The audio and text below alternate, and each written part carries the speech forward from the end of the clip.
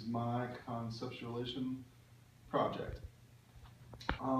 My person is LeGarrette Blount.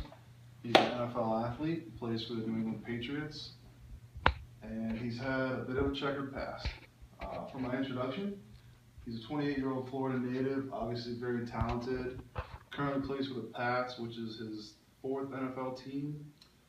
As a player, he's a bit of a bad boy by the media. At least that's what he's been labeled to be, just because he plays and acts with his emotions, and sometimes his emotions get the better of him. Coming out of college, he physically assaulted a Boise State player, resulting in him being kicked off the team. So, he's faced issues throughout high school, college, and now in the pros. For some background, 2001 to 2004, he attended high school and set football and track records at his high school, so he's a 2-sport athlete, pretty impressive. In 2005, he wanted to go to Auburn. That was his dream school, and athletically he could get there, but his grades weren't up to snuff, so he had to go to junior college, which is actually a really tough thing for a lot of guys that set their goals really high, and it happens a lot with athletes. So he didn't get to go to his dream school, and instead of pouting or moping or going downhill, he actually worked hard, got good grades at JUCO, and went and made it to Oregon, which is an awesome institution. In 2009, he was splitting time with another running back as a senior, and he wasn't as happy about his role just because he wanted to be the featured back and get most of the carries and most of the playing time. And after an opening game loss against Boise State, a guy was taunting him, and he actually punched the guy in the face. I have that picture, which unfortunately resulted in him being suspended for the remainder of the season.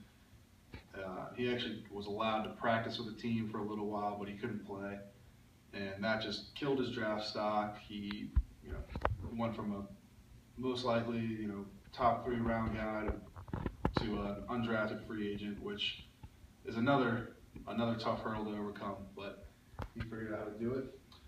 In 2010, he signed with the Tennessee Titans as a free agent, and got to play. He got in a fight during training camp. That's pretty routine in the NFL. Coaches were fine with that. He was then traded, or he was picked up by the Bucks after a year with the Titans, and had 2 successful seasons with no notable issues off the field or on the field.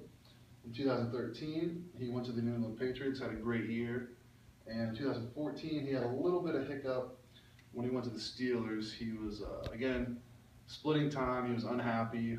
Him and another running back on the Steelers got a marijuana charge outside of football, which led to them being suspended.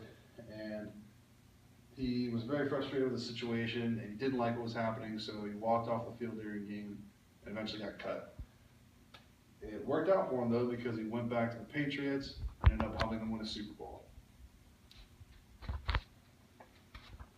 So, some of my strengths for him would be that he's a strong-willed guy. He wasn't highly recruited, and he faced a lot of adversity, but he figured out a way to get past it.